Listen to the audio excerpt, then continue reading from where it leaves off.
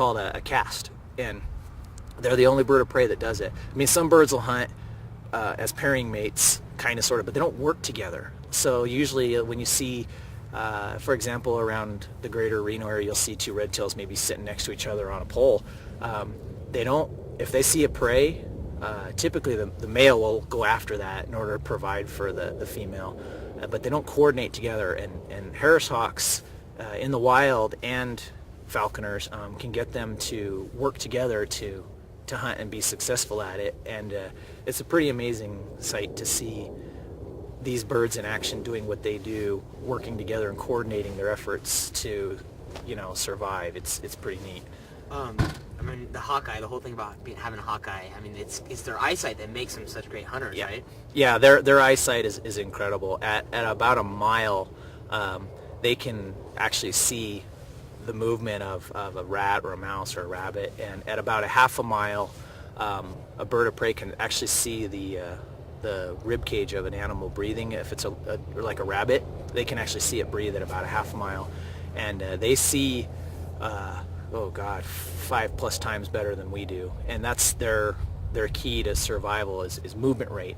And their eyes are positioned on their skull to where they actually have about a 250 degree view, maybe. They have a slightly pointed skull, and their eyes are on the sides, and because their eyes are positioned that way, they can see from way behind them out around to the front. So their field of view is massive, and they also have the ability to turn their head backward so they can see everything.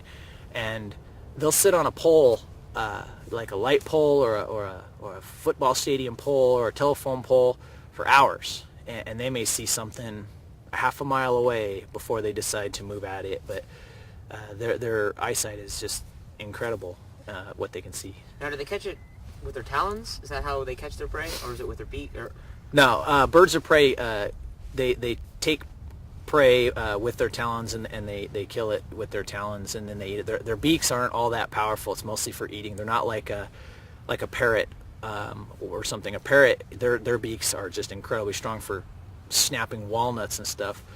Bird of prey, that's not, and they have very weak feet. Bird of prey, that's the opposite. Their feet are what they kill with, and then they eat with their beak and take care of business that way. But Gotcha. they don't really have a lot of power in their beak. But they have got it like a red-tailed hawk. If you squeeze your fist as hard as you can, a red-tail squeezes about 3 times that. Wow. So they have incredible power. And a red-tail is a fairly larger bird, but like a golden eagle, they squeeze probably 6 or 7 times as hard as a human can squeeze. So I mean, the biggest guy out there, huge, bodybuilder, if he squeezes his hand, that golden eagle or even that red-tailed hawk is going to squeeze 3 to 5 times harder than that guy will. Wow. I mean, it's Yeah. it's incredible.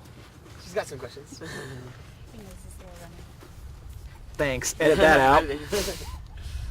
Well, I think we're good. No, I mean, totally have fun. you do have questions? Yeah. Okay. Ah. So, is it true that all falconers are gay? Yes, we are. And does your bird sleep with you at night? Yes, she does. Tell us what makes your bird so cool in particular. Why you like your bird? I love this bird so much, and I have bonded with this bird. I trapped her. I traveled all the way to Arizona to trap this bird because they don't exist in too many places in the United States. They're a desert hunting bird, so if it's cold like this, they won't be around here. They're incredible social, and this bird, I've spent so much time with her after trapping her, driving back from the 11-hour drive from the Phoenix area when I caught her. When I got home, this bird trusts me so much that she falls asleep on my hand sometimes. And for a bird of prey to close their eyes around something that can be a threat, they normally die in those cases. Eagles kill them, owls kill them.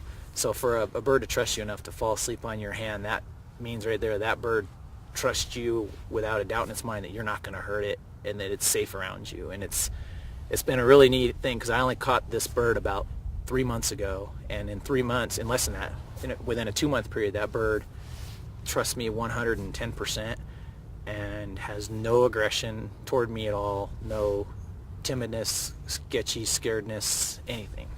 And it's just an amazing transition to go from crazy, wild, violent, aggressive bird when it was on my trap to 2 months later, she'll let me pet her head or back. You know, she just follows me like a dog. It's a pretty amazing transition. And when you fly the bird, they're free. Basically. Yes, when I hunt with this bird, and when all falconers hunt with any bird of prey, those birds are free. They do their own thing. They can chase a prey for miles. You know, depending on how persistent they are, it might be a half a mile. So you got to be in kind of good shape. You got to be able to chase them, you know, chase after them. But yeah, so if she doesn't want to be around me when I turn her loose to go out flying, she could fly away. And it does happen. You know, it happens periodically. Birds, for whatever reason, you go hunting. That day they just decide to fly away. And the good thing is all their gear that's on them, even if they do decide to fly away, their gear is all leather biodegradable stuff. So if they chew at it enough, it comes off, and it's on there fairly loose, so it doesn't get in the way or hinder their ability to survive. And you're also obligated as a falconer to try and go back and get your bird back. A lot of people use very small telemetry stuff to track their birds, and you're really truly obligated to try and get that bird back, especially if the bird is not native to where you live or where you were hunting. Like that Harris hawk that I have, if she decided to fly away, she would, at this point, she may still survive for a couple months, she may not, but next winter she'd die. She'd freeze to death out here because they're not built to live in the greater Nevada cold weather that we have. So Okay, let's go home. I think we're good. Cool. All right.